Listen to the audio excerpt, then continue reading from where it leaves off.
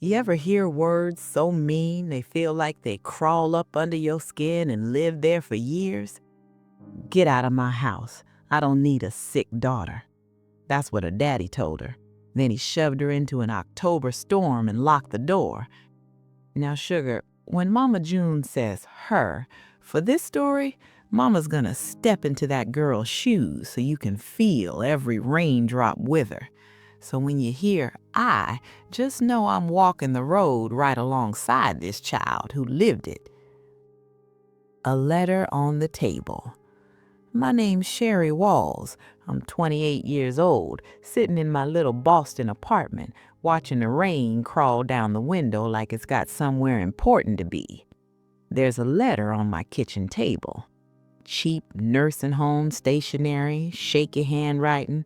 After 13 years of silence, my father suddenly wants to see me, says he's dying, says he's sorry. Funny thing about rain, it's got a way of pulling you backwards. Every drop against that glass takes me right back to another storm. October 14th, 2011. I was 15. By bedtime that night, I didn't know if I was going to make it to 16. That last normal afternoon. That afternoon started like any other Tuesday. Backpack slung over one shoulder, mind stuck on the algebra test I just aced. I was thinking about dinner, about homework, about the band poster I wanted to buy with my birthday money. Just regular teenage nonsense. I had no idea that in less than 2 hours I'd be walking alone down a dark highway in a cold October storm, trying to figure out how not to die. The minute I opened our front door, I knew something was wrong. You know that feeling, honey, when the air in the room feels wrong before anybody even speaks? My father was standing in the living room, looking like a volcano about to blow, face red as raw meat, hands shaking, in one fist a wad of cash, in the other empty pill bottles. My older sister, Karen, stood behind him, 19, 4 years older than me, wearing the perfect, devoted big sister face, worried, heartbroken, eyes soft. But I caught the real thing. Just a flicker, that tiny flash in her eyes she couldn't hide fast enough. Satisfaction. My stepmother, Jolene, hovered in the kitchen doorway, arms crossed, lips pressed together. That woman's greatest talent in life was doing absolutely nothing while bad things happened 6 feet away. My backpack was still on my shoulder. I didn't even get to set it down. My father exploded. He started yelling like I'd set the house on fire, said I'd been stealing from his wallet for months, said I'd been buying pills, said Karen had found the evidence. Cash in my dresser drawer, pill bottles in my closet, text messages proving I was talking to drug dealers. I tried to talk, tried to say, "Daddy, I don't know what you're talking about. I've never," but I saw it. He wasn't listening. Whatever story Karen had told him all day, he'd already married it in his mind. Karen's performance was a masterpiece. She stood there with her voice soft and shaky, telling him she tried to help me, that I wouldn't stop, that she hadn't wanted to say anything, but she just couldn't watch her baby sister destroy herself. If there was an award for Best Actress in a family disaster, she'd have walked off with a trophy that night. And my father swallowed every line like it was scripture. He grabbed my arm so hard it made my eyes water and dragged me toward the front door. My backpack slipped to the floor. He snatched it up and threw it at my chest so hard I stumbled. He opened the door. Outside, the sky was already a mess. Rain coming down in sheets, thunder rolling in the distance, air about 15 degrees colder than it had been that morning. He looked me dead in the eyes and said it. "Get out of my house. I don't need a sick daughter." Then he pushed me out onto the porch. Door slammed. Deadbolt clicked. Just like that, at 15 years old, I was homeless. 5 minutes of shock. I stood on that porch for maybe 5 minutes frozen, not from the cold, trust me, that was coming, but from pure shock.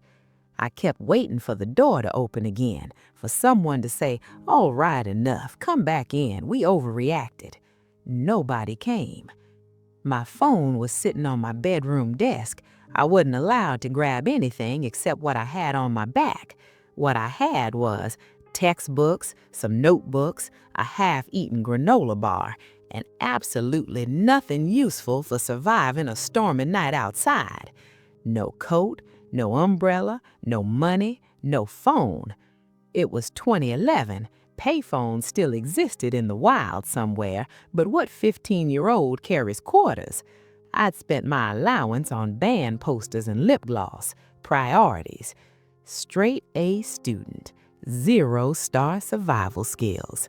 So I started walking, not because I had a plan, just because standing still felt like agreeing with him. 7 miles to safety.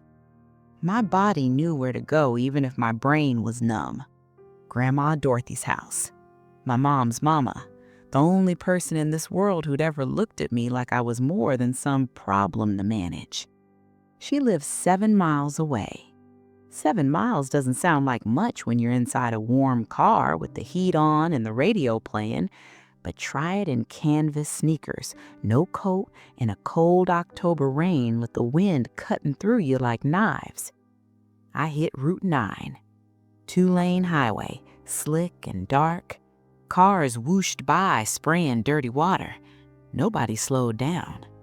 To them, I was just a shadow figure on the shoulder, and nobody wants to look too close at something that might be a problem.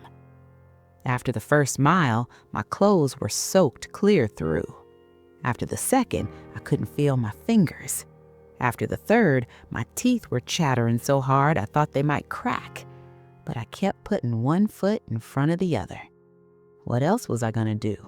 Go back and knock on that door, beg a man who'd already decided I was garbage to let me in? No. Forward was the only direction that made any sense. When your body starts to quit. Here's the thing about hypothermia. They'll tell you about it in health class, but that's just numbers on a page. You don't really understand until it sinks its teeth in you. Your body starts shutting down in pieces. First, it's your fingers, then your toes, then your brain starts getting foggy, and suddenly the dumbest idea in the world, "I'll just sit down for 1 minute," starts sounding like genius. I made it 4 miles. That's what they told me later. I remember seeing a mailbox up ahead, leaning a little to one side. I thought, I'll just rest against that for a second, catch my breath, then I'll keep going. Grandma's only 3 more miles. I can do 3. But my knees had other plans. They buckled. The gravel shoulder rushed up at my face, and then nothing. Like somebody reached over and switched off the TV in the middle of the show. The phone call he didn't expect. 3 hours after my father shoved his youngest daughter into a storm, his phone rang. "Mr. Walls, this is Officer Daniels with County Police." His voice was calm, professional, the kind of calm that comes right before bad news. "Sir, your 15-year-old daughter has been found unconscious on Route 9, hypothermia. She's being transported to County General Hospital. And one more thing, sir. Child Protective Services has been notified. A caseworker is already on site.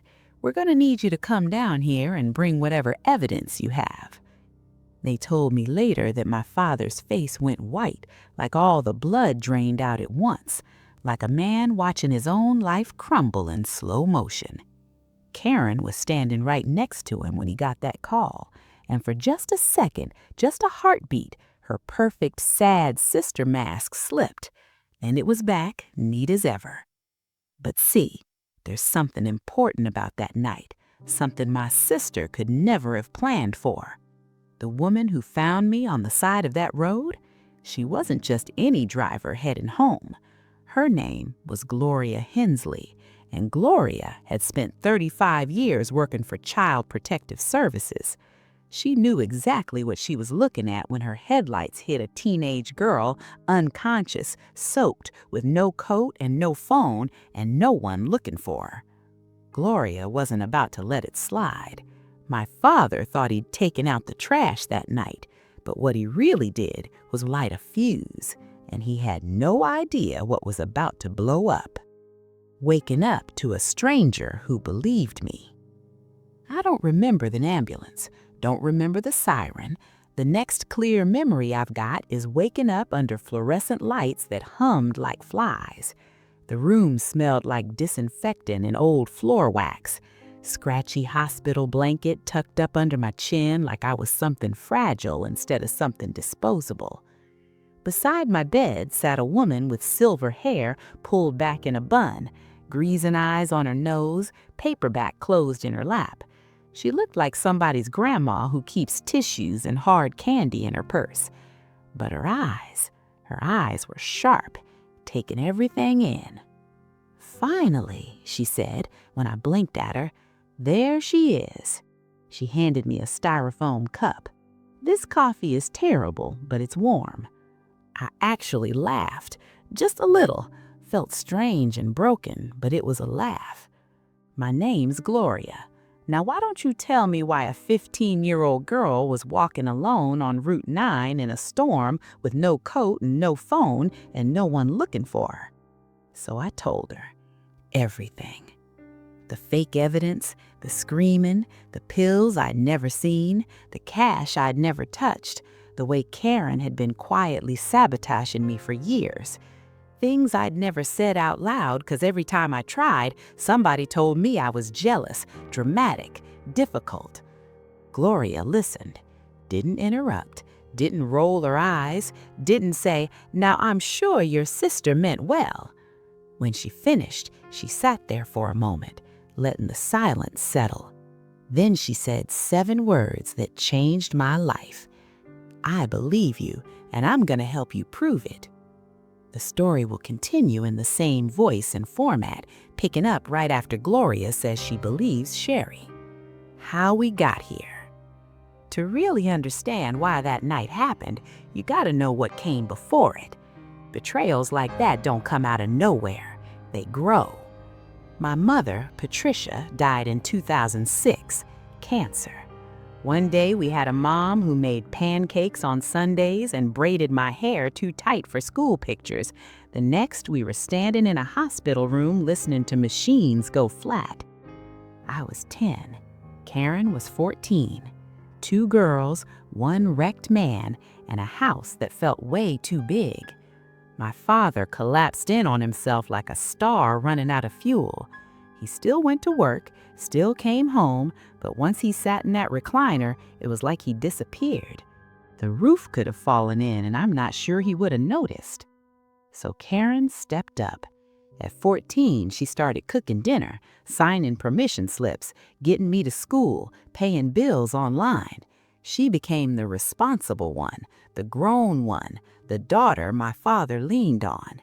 And he praised her for it. "What would I do without you, Karen? You're the glue holding this family together. You're so mature." He never once asked how she was handling losing her mom. He just handed the whole house on a shaky platter and called it love. My father had 2 blind spots, his favorite recliner and his oldest daughter. Both were worn out, falling apart, and badly needed replacing, but he never looked too close at either. The kingdom Karen built. While he stared at the TV, Karen built herself a kingdom, and in that kingdom, I wasn't her sister, I was the servant. It started small. Homework that vanished the night before it was due. Field trip forms that never made it to school. My favorite shirts shrinking in the wash, 1 size too small, then 2. "Oops," she'd say, "guess I hit the wrong setting," always with that sweet, sorry face. Birthday invitations I handed her to mail that somehow never reached my friends. Text messages I never got because she forgot to tell me somebody called. A quiet little campaign, brick by brick. She started going to my teachers too, soft voice, watery eyes. "Sherry's having a really hard time after Mom's death," she'd say. "She's acting out at home. She's struggling. Please be patient with her." She painted me as the troubled child before I even knew there was a canvas, and because she was so mature and responsible, everybody believed her. I tried to tell my father once, told him Karen was lying about me, messing with my stuff, twisting everything. He looked at me like I'd grown a second head. "You're just jealous of your sister," he said. "She's trying to help this family. You should be grateful." That's when I learned the first survival rule in that house. Nobody wanted my side of the story. So I kept my mouth shut and my head down and waited to grow up. A new mom and a new problem. 2 years after Mom died, my father remarried, Jolene. At first, she was all smiles and casserole dishes, trying hard to fit into a picture that had a big empty space in it. Karen started calling her Mom on day 2. Strategic, if you ask me. That good daughter crown had become her entire personality. I couldn't do it. It wasn't about Jolene, it was about my heart. I still had a mother in my head, and her name wasn't up for replacement. But that quiet line I drew cost me. From then on, Jolene treated me like I was a guest who'd overstayed her welcome. By 15, the lines were clear. Karen, the golden child, me, the problem. Then came the money. Before she died, my mom had set up trust funds for both of us, $45,000 each to be released when we turned 18. Not a fortune, but enough to start life with a cushion. Karen turned 18 in 2009, and cash hit her account like a firework. Sports car, designer clothes, gifts for her boyfriend Trent, the guy with a big smile and bigger business ideas and no real job. Within 11 months, it was gone. Every last dollar.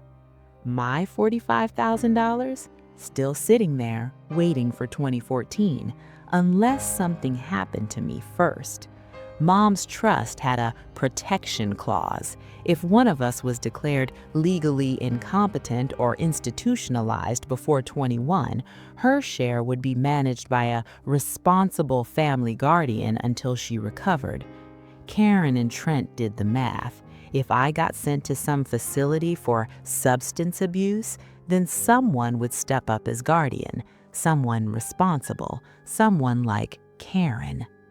$45,000. That's the price my big sister put on my head. How she framed me. The week before my life blew up, Karen put her plan into motion. Small withdrawals from Dad's account with his ATM card. She had his PIN from handling the bills. Empty prescription bottles from Trent's anxiety meds, saved instead of trashed. A prepaid burner phone bought in cash. All the props you need for a fake drug habit. On the morning of October 14th, while I ate cereal and worried about my algebra test, Karen slipped into my room. Planting season. Cash in my dresser, pill bottles in my closet, a scrap of paper with the burner number, dealer contact. Then she went to my father with tears in her eyes. Tried to help her. She won't stop. I'm scared for her.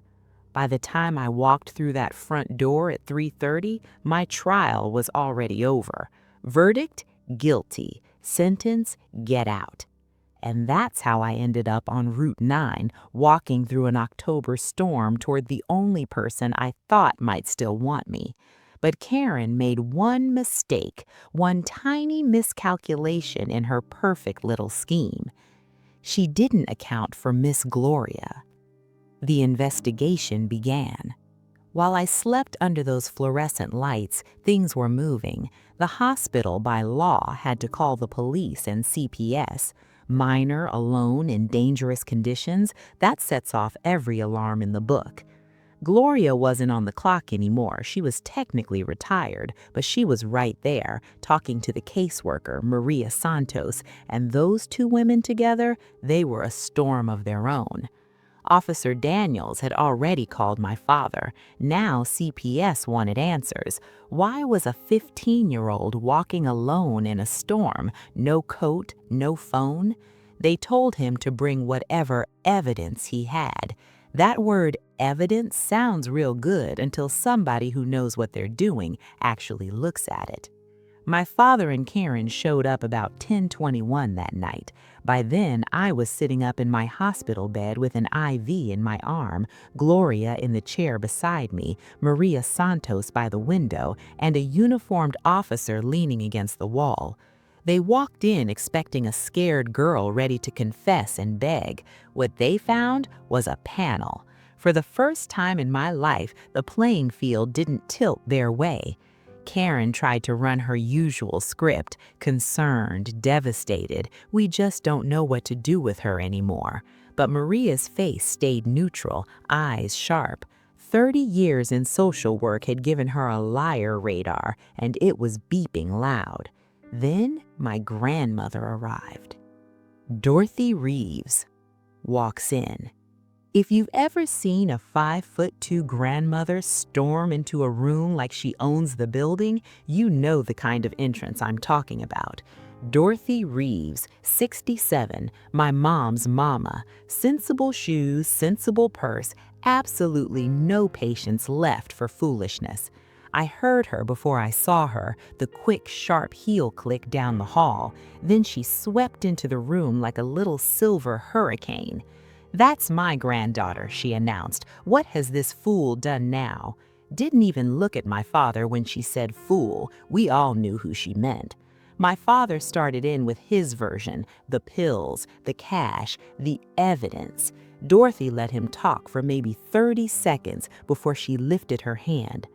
"Raymond," she said, "I've known you 15 years, and you have never been the sharpest tool in the shed, but this might be the dumbest thing you've ever done.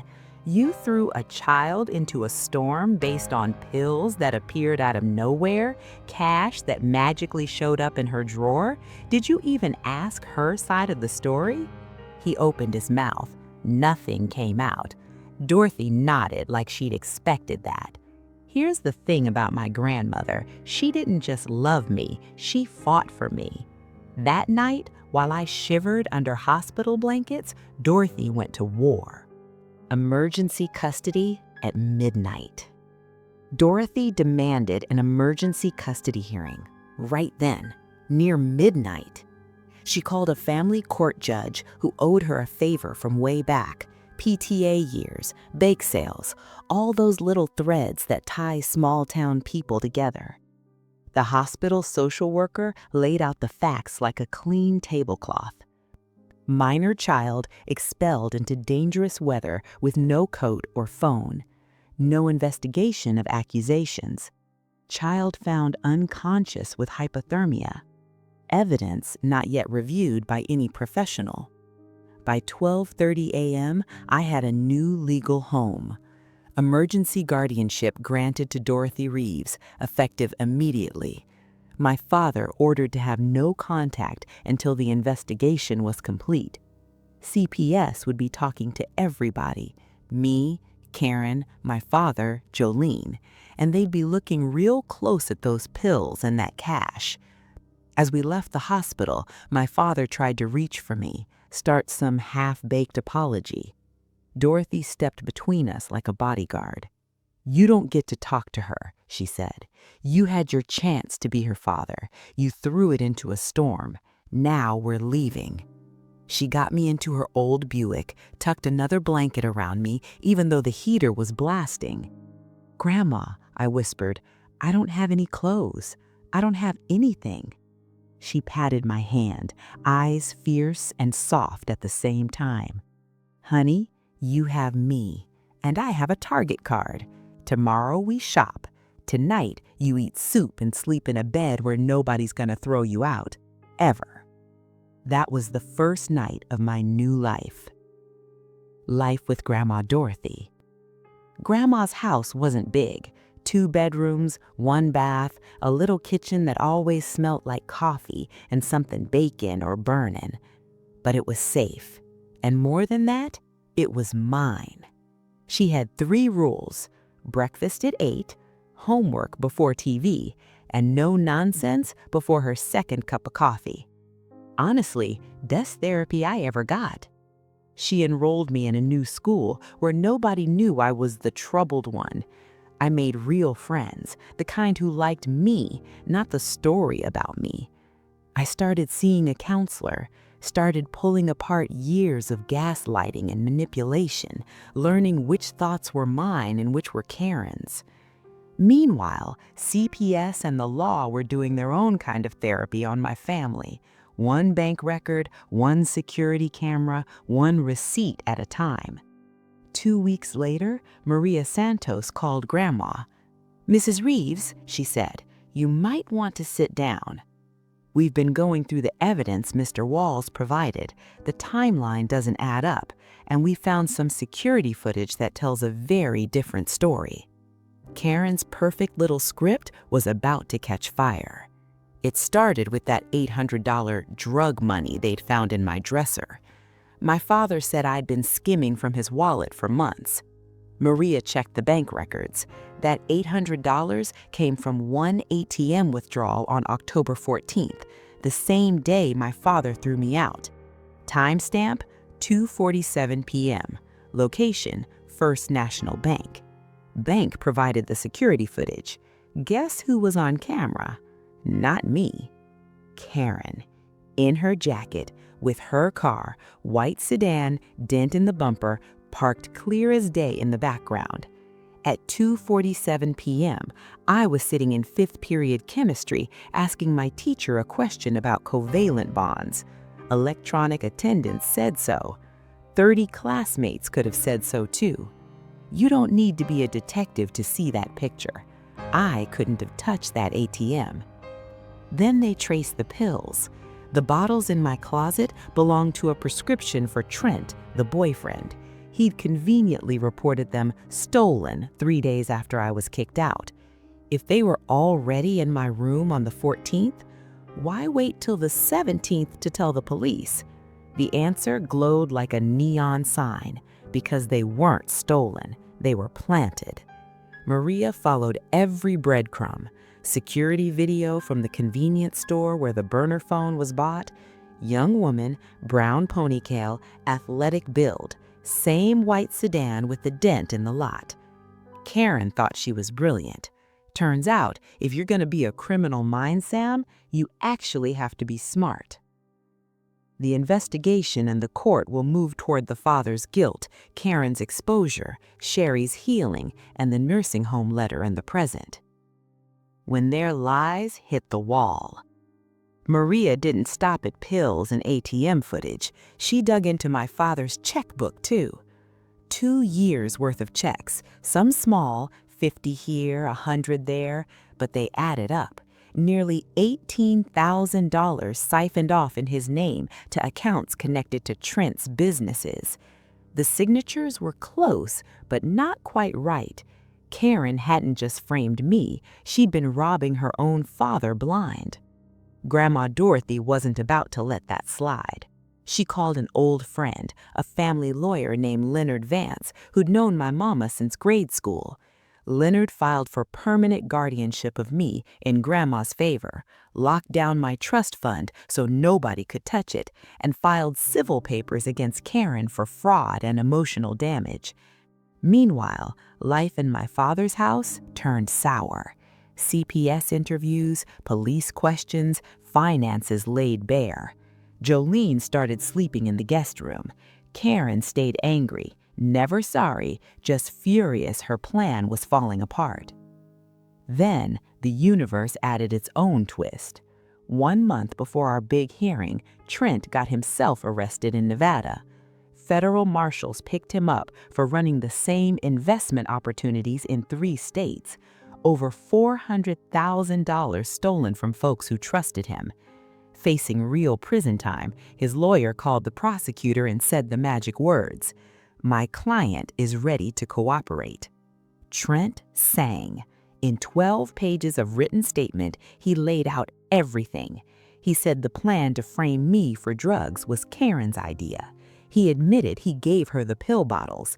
He described the burner phone, the planting in my room, the talk about my trust fund. Her goal was simple: blame me for the missing money, get me institutionalized, and step in as guardian over my $45,000. One line stuck with me. Karen said her sister was a nobody who wouldn't fight back. She was wrong. Court day, March 2012, family court. By then, I'd been living with Grandma 5 months, eating real dinners, sleeping through most nights, making honor roll at my new school. But walking into that courtroom, I felt 15 again, small, shaky, wondering if the truth could really beat years of lies. Grandma squeezed my hand hard enough to remind me I was there, real. Leonard nodded. Gloria sat in the gallery with her glasses and that look that said she wasn't going anywhere. The hearing was supposed to be about guardianship. It turned into a full reckoning. The prosecutor laid everything out. ATM footage with Karen withdrawing $800 at 2:47 p.m., my school attendance putting me in chemistry at that exact time, pharmacy records, and Trent's late theft report, store camera showing Karen buying the burner phone, 2 years of forged checks, Trent's confession read line by line. Karen tried to hold her story together on the stand. She said the money was for groceries, about that $800. She couldn't explain why she hadn't told Dad that she found the same amount in my drawer later. She couldn't explain how I was meant to be at the ATM while logged in at school. Her answers kept getting shorter.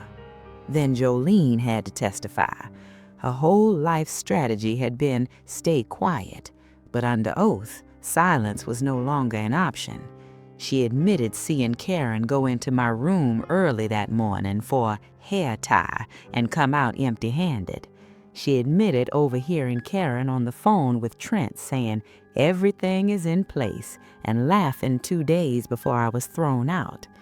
The courtroom went so still you could hear people breathing. Then my father took the stand. He looked worn down, older. He had to say out loud that he never checked his own bank records before accusing me, never questioned why the evidence showed up all at once, never asked me what happened. He just trusted her, he said. She's my firstborn. The judge's words. Judge Patricia Morrison had been on that bench 30 years. She'd seen ugly, but she still looked disgusted. "Mr. Walls," she said, "trust is not a defense to negligence. You expelled a minor child into a storm based on unverified accusations. You made no attempt to investigate. You chose one daughter over the other, without evidence, without reason, without basic parenting judgment. That is not parenting. That is abandonment." Then she laid into Karen. She called it what it was, a calculated, premeditated scheme to destroy a sibling's life for money. Sentence for Karen: fraud, theft, filing false statements, child endangerment, 2 years suspended, no prison unless she violated probation, 5 years supervised probation, 200 hours of community service, full restitution of all stolen funds, $18,800 total, permanent restraining order, no contact with me, no coming within 500 feet, a felony on her record forever. The golden child walked out of that courtroom with a stain you can't scrub off. My father lost guardianship for good. He was ordered to pay for my therapy and education until 21 and to help fund college from the restitution. In a small town, news travels faster than any car. Everybody heard. Friends stopped calling. Neighbors avoided eye contact. His church suddenly got busy whenever he showed up. Jolene filed for divorce 6 weeks later. She'd stood on the sidelines of my suffering, and now she couldn't stand looking at the man who'd made it official. At the end, the judge turned to me. Miss Walls, you've shown remarkable resilience in the face of extraordinary cruelty. The court grants permanent custody to your grandmother. Your trust remains protected until you're 18. I hope you have a better future than your past." I wanted to say something clever. Instead, I just said, "Thank you." The years after. Life with Grandma wasn't magic. It was work, therapy, homework, healing. I bought a little filing cabinet and started keeping every important paper, receipts, forms, letters. Grandma called it paper insurance. At 16, that cabinet felt like armor. Now, at 28, in my Boston apartment, it's still in the corner. I finished high school, went to college on a mix of my trust fund, scholarships, and Grandma's stubborn insistence. Eventually, I moved to the city, got my own place. I built a life that wasn't about being the troubled one, just about being Sherry. We never heard from Karen. The restraining order kept her away on paper, but the truth is, she'd already been gone a long time before that courtroom. My father tried once, a few years later, to send an email. Grandma forwarded it to my therapist. We decided I didn't owe him a reply. People say time heals all wounds. That's not quite true. Time just gives you enough distance to decide what to do with the scar. Which brings us back to that letter on my kitchen table, the one on nursing home stationery. "Dear Sherry," it starts. "It's your father. I'm very sick. The doctors don't give me long. I'd like to see you before I go, to apologize, to explain. Please." I read it once, twice, a dozen times. Rain drums on the window. Boston in fall, different city, same sound. Part of me, the 15-year-old who begged silently on that porch for the deadbolt to turn, wants to go, wants to walk into his room, hear the apology, feel seen just once. Another part of me remembers hypothermia, remembers gravel on my cheek, glorious blanket, Grandma's Buick, remembers a judge saying abandonment out loud. People ask all the time, should you forgive? Don't you want closure? As if closure is somebody else can hand you like a receipt. Grandma once told me, forgiveness and access are two different doors, honey. You can unlock the first one and still keep the second one shut. I pick up the letter, fold it once, twice, slide it into a folder in my cabinet labeled family, legal/other. That's where it belongs, not in my heart, in my records. My choice. I forgive him in the only way that makes sense for me. I stop letting that night define what I think I deserve. I forgive Karen in one very specific way. I do not become her. I do not twist people's lives to make myself feel better. But I do not go to that nursing home. I do not sit by his bed and give him peace at the cost of mine. He had a chance to be my father when I was freezing in a storm. I had no coat, no phone, no options. He chose his favorite story over his actual child. Now I have options, a home, a lock on my door that only I control, a family built from people who showed up and stayed. I choose them. I choose me. I choose the life I bled for. If that sounds cold to you, maybe you never stood on a porch in the rain waiting for a lock to turn that never did. If this story reminded you of something you've lived through, sugar, hear this from Mama June. You are not crazy for wanting proof. You are not unkind for protecting yourself, and you sure ain't unloving for keeping a door closed that once threw you into a storm. If this tale touched your heart, go on and hit that subscribe button, tap like, and share it with someone who needs to remember they're allowed to choose themselves. It helps me keep sitting here telling these long, hard family stories so none of us has to feel alone in what we survived.